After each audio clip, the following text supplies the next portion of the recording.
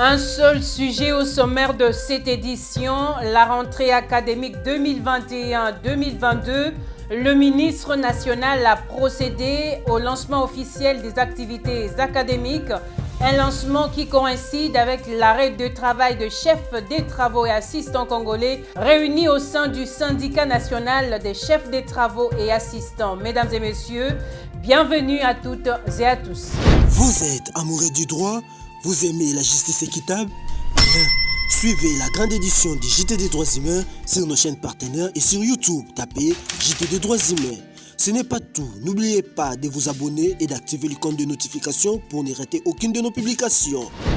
Nous sommes là à nouveau, mesdames et messieurs, pour vous informer sur les droits de l'homme. Mesdames et messieurs, bienvenue à toutes et à tous. C'est parti pour une nouvelle année académique. Le numéro 1 de l'enseignement supérieur et universitaire, Mohindo Nzangi, a procédé ce mercredi 5 janvier au lancement de l'année académique 2021-2022.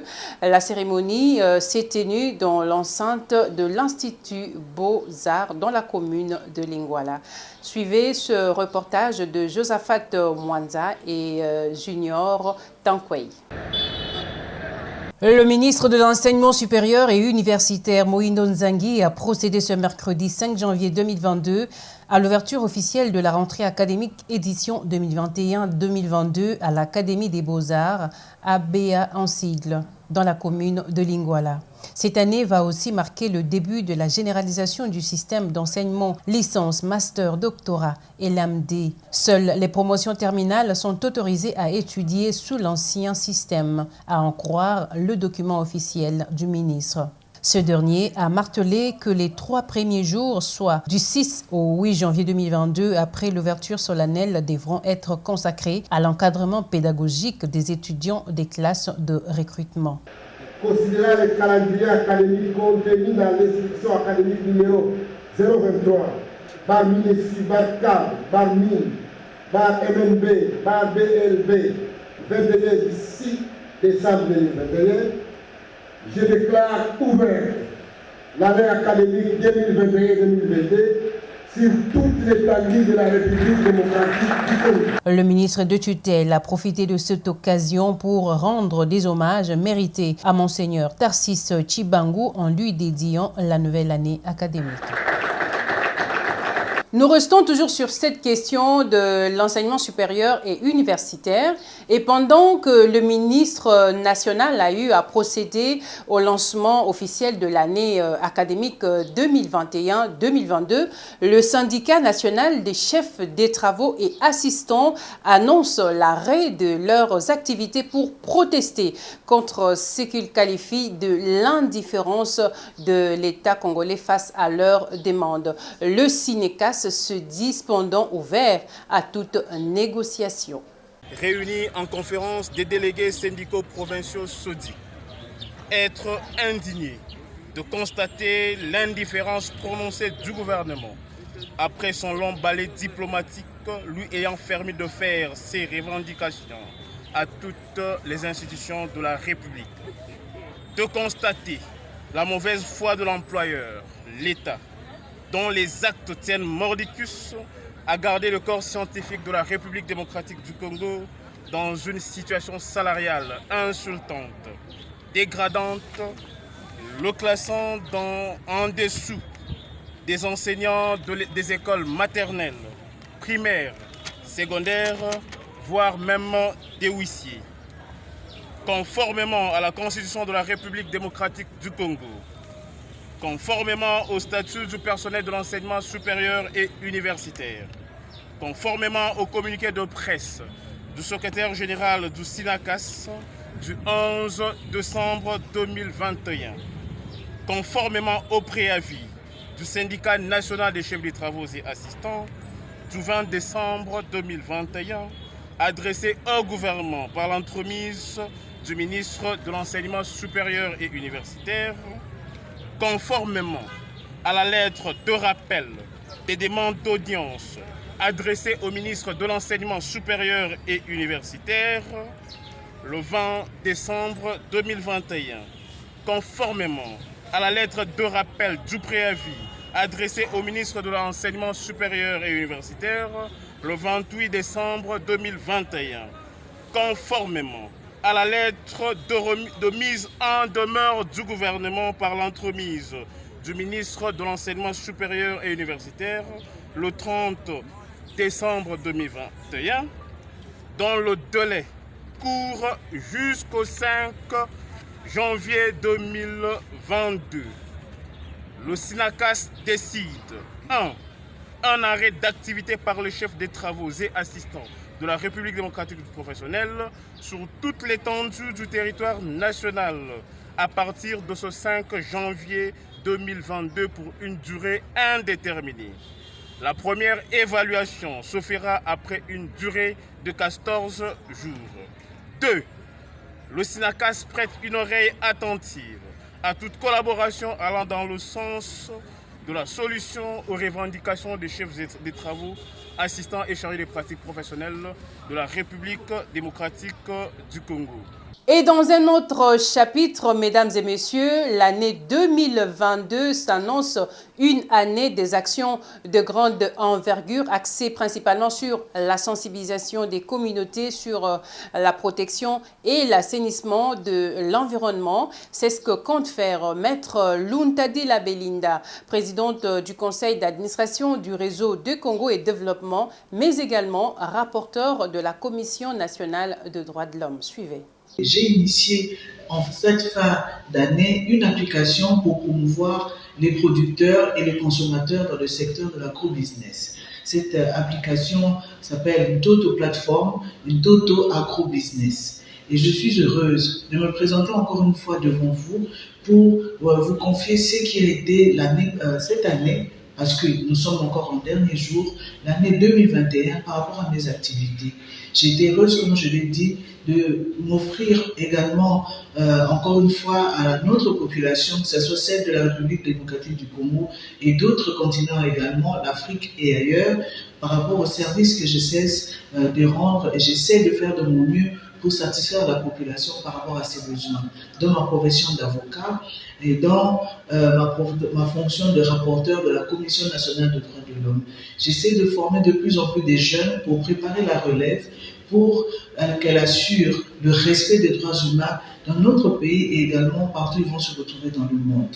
Comme président du réseau de Congo Genre et Développement, en cette dernière année, j'ai eu l'honneur de signer avec l'Agence japonaise internationale de coopération un partenariat pour appuyer la ville-province de Kinshasa, notre capitale, pour mettre en place des points relais de lutte contre les violences basées sur le genre.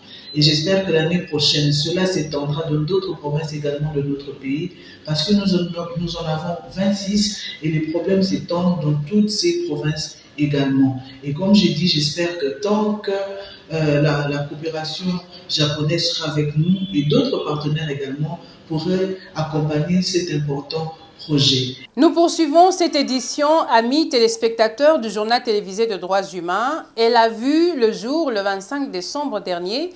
L'ASBEL, la Naomi, a procédé à la sortie officielle au centre des handicapés physiques situé sur l'avenue de Juillerie. Cette structure se veut proche des personnes anémiques, des personnes vivant avec handicap, mais également ces personnes atteintes d'albinisme. Nyosh Mafuta y était pour le compte du journal télévisé de droits humains.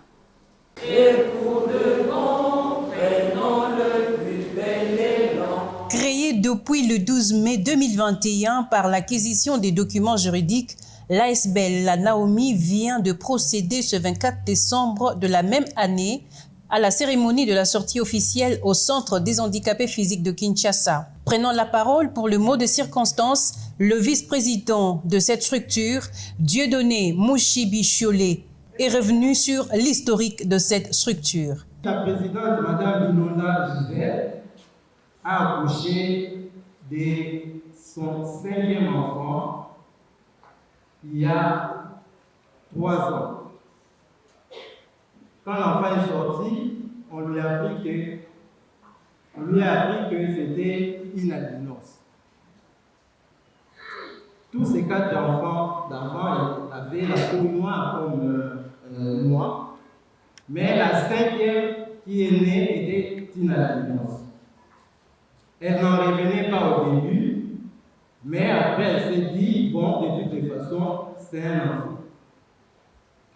Avant de sortir de l'hôpital, le médecin lui a dit tout ce qu'elle devait respecter pour protéger la peau de son enfant. C'est alors qu'elle s'est rendue compte qu'il faut beaucoup donner pour garder rien que la peau de son bébé albinos. Il faut beaucoup donner, il faut beaucoup de moyens. Et elle s'est posé la question parce qu'elle vit en Europe, là où, disons-le, les structures sont beaucoup plus bien organisées. Elle s'est dit, si en Europe, si moi, qui ai un enfant albinos en Europe, je trouve que c'est trop demandé pour garder la peau d'une albinos en bon état, je me demande comment font les parents qui ont des albinos dans mon pays, parce que des Congolais. C'est de là qu'elle a eu l'idée, comme elle fait pour son enfant albinos, de le faire aussi pour les autres enfants albinos. C'est à ce moment qu'elle a eu l'idée de créer une association pour venir en aide aussi des albinos qui vivent dans des conditions plus ou moins difficiles comme dans notre pays. Dans ses missions principales, l'ASBL La Naomi a un fardeau pour les personnes atteintes d'albinisme, les drépanocytaires ainsi que les personnes vivant avec handicap. Cependant, l'aide pour ces trois catégories de personnes diffère. Pour les drépanocytaires, vous savez, les drépanocytaires avec leurs crises qu'ils font régulièrement, ça favorise un absentéisme au niveau de l'école. Donc il faudrait avoir des structures d'éducation un peu plus particulière qui tient compte au fait du fait que les drépanocytaires, du fait de sa maladie, va s'absenter beaucoup à l'école au cours. Donc il faut chercher une filière qui puisse les récupérer pour les heures qu'ils ont perdues à l'école. Pour les albinos par exemple, vous savez, leur peau est sujette au cancer du fait des rayons solaires. Et comme ils vivent dans notre pays où le soleil est présent à tout moment, il faut chercher des moyens, par exemple, pour les protéger, afin qu'ils ne puissent pas développer des cancers. Et dans ce sens-là, s'ils sont protégés, ils peuvent apprendre comme tout le monde et essayer aussi de construire leur vie et prendre leur vie en charge comme tous les autres.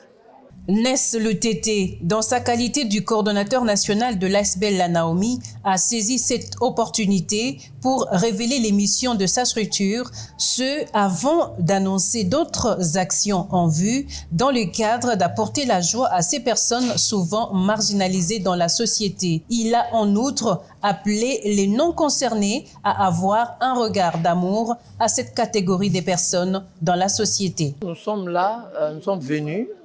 On vient de naître pour apporter l'assistance, pour accompagner les personnes vivant avec handicap.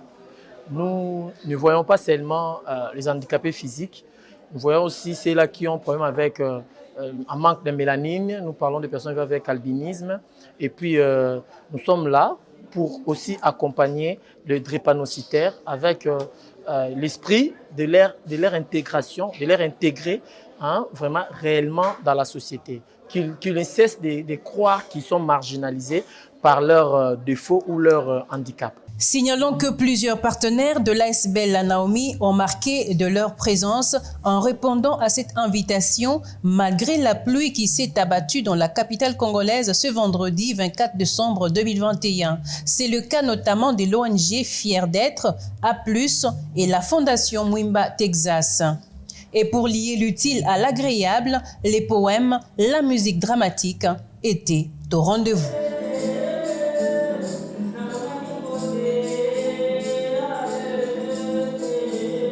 Nous parlons toujours des actions de l'ASBEL La Naomi. Après la sortie officielle, la Naomi ASBEL s'est dirigée à l'hôpital Mabanga où sont prises en charge les personnes atteintes d'anémie. Et un lot important des produits pharmaceutiques a été remis au directeur adjoint de ce centre de santé. Témoin de l'événement, Nyosh Mafuta. Juste après la sortie officielle intervenue la même semaine, la Naomi ASBEL a visité le centre public des prises en charge des drépanocytaires de Mabanga, situé dans le quartier Yolo Sud, dans la commune de Kalamou. Ici, un lot important des médicaments a été offert aux nécessiteux, une façon pour la Naomi ASBEL de communier avec les anémies SS qui sont généralement butées à plusieurs difficultés dans la prise en charge de leur maladie. Content du geste, le médecin directeur adjoint Moussenge Libobo du centre Mabanga s'est dit très encouragé du geste posé par cette ONG qui a vu le jour à peine 5 mois. Et c'est mon anga, ils ont vraiment ma casse, maman journaliste, ils ont connecté. Kotala tekeno batu basangani bilenge basi pe mibali bakanisi biso bae oyoyo to soignaka bana maladie ya SS pe na ba maladie na biso bae lingi ko fêter bango moko te batie biso na programme na bango balingi to fêter ensemble babosani biso te. En tout cas tozali na esengo makasi koyamba bango kati na structure na biso. Du centre Mabanga au centre des handicapés de Kitambo, la fête de nativité de l'enfant Jésus a eu une autre coloration. Un repas de cœur a été offert aux pensionnaires de ce centre. Le vice-président de la Naomi ASBEL revient sur la démarche de ce jour. Nous avons voulu visiter le même jour les drépanocytaires du centre Mabanga et les handicapés physiques du centre FIRA. Parce qu'en fait, le 25 décembre, c'est une journée de fête et nous avons voulu fêter avec eux.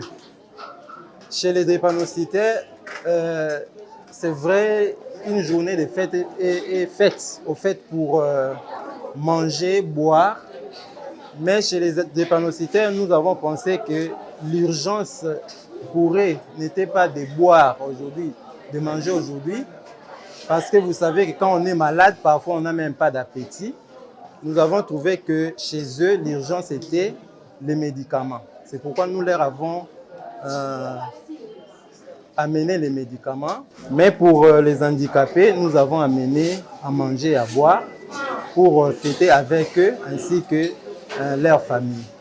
L'occasion faisant le larron, plusieurs autres doléances ont été présentées à la Naomi ASBEL par les résidents du centre, avec espoir que pareil rapprochement dont ils ont été bénéficiaires se pérennise dans le temps. Des demandes qui vont certainement trouver du répondant car lutter contre la marginalisation, l'intégration sociale, l'assistance médicale, telles sont entre autres les missions que s'est assignée l'ASBEL, la Naomi. Mesdames et messieurs, vous l'avez peut-être suivi ou pas, le chef de l'État, lors de son passage dans l'espace Grand Kasaï, a eu à tenir des propos comme quoi le peuple kassaïen était son sang. Eh bien, dans la langue Chiluba, il a dit « Vous êtes mon sang ». Nous dit Machi à Moumenu. Et ce propos n'ont pas eu à plaire à certaines personnes.